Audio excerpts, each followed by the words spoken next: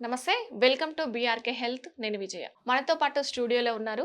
ప్రాచీన విజ్ఞాన నిధికి సంబంధించి బాలకృష్ణ మయానంద స్వామి గారు మనతో పాటు స్టూడియోలో ఉన్నారు.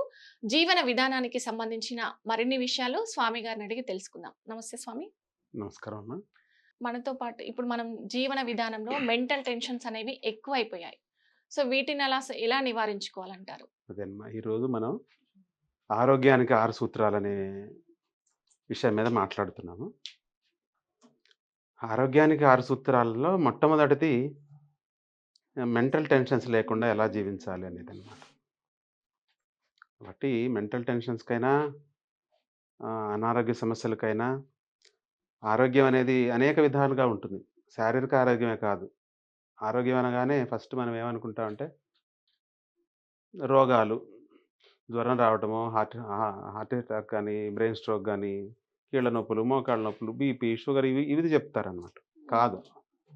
మెనీ ఫోల్డెడ్‌గా ఉంటుంది ఆరోగ్యం అనేది. శారీరక ఆరోగ్యం, మానసిక ఆరోగ్యం, కుటుంబ ఆరోగ్యం, వృత్తిపరమైన అంటే మనం పనిచేసే చోట ఉండేటువంటి ఆరోగ్యకరమైన వాతావరణం, సోషల్ హెల్త్ అంటాం. సామాజిక ఆరోగ్యం ఇలాగా అనేక విధాలుగా ఆరోగ్యం ఉంటుందనమాట. కాబట్టి ఓన్లీ ఫిజికల్ హెల్త్ ఒకటి కాదు. Mental and psychological health, familiar health, కుటుంబంలో ఉండేటువంటి ఆరోగ్యం, కుటుంబపరమైన రిలేషన్స్ అన్నమాట.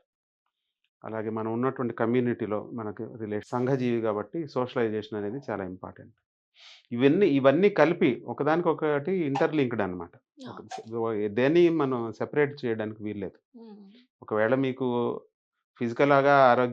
శారీరక ఆరోగ్యం బాలేదంటే మిగతా అంశాలు కూడా ఖచ్చితంగా వాటికి కారణాలు అవును. అయి ఉంటాయన్నమాట. సో, దీనన్నిటిని కలిపి మనం ఏమంటామంటే ధర్మం. ధర్మమే అన్నిటికి పునాది.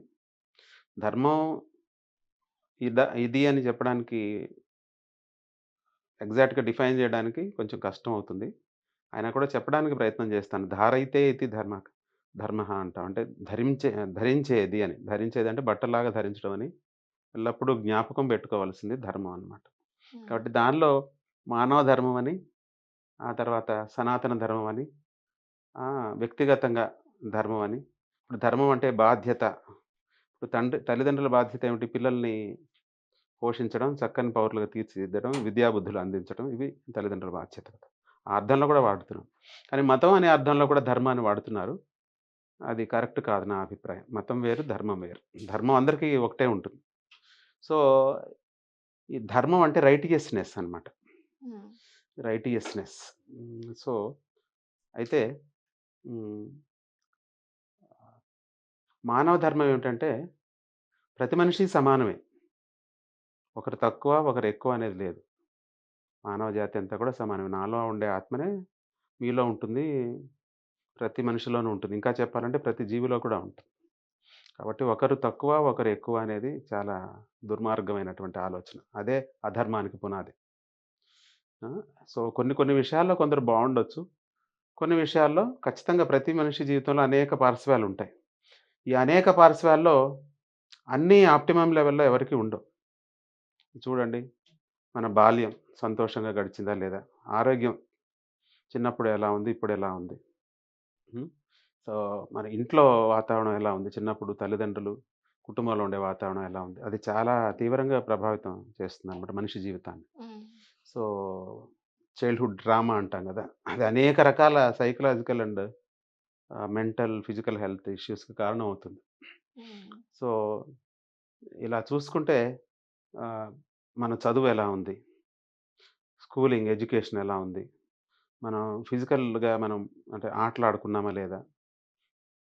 ఆహ్, హ్యాపీగా ఉన్నామా లేదా? హ్మ్. తర్వాత ఏ వర్క్ చేస్తున్నాము? హ్మ్. అంటే మనం ఇష్టపడింది. ఒకటి చదువుతాము, ఇంకోటి ఇంకో చేస్తాం. ఫీల్డ్‌లో పని జేస్తాము. హ్మ్. ఒకటి చదువుతాము, దానికి సంబంధం లేని ఫీల్డ్‌లో పని జేస్తాం. కానీ ఇష్టపడేది ఇంకోటుంటుంది. మనం అవును. ఇష్టపడింది మనం చదవం. చదివినా కూడా అంటే అదే ఫీల్డ్. పేరెంట్స్ ఫోర్స్ ఆ! వల్ల అలా ఆ! జరుగుతుంది గదా! కొన్ని. పేరెంట్స్ ఫోర్స్ ఉంటుంది, అజ్ఞానం ఉంటుంది.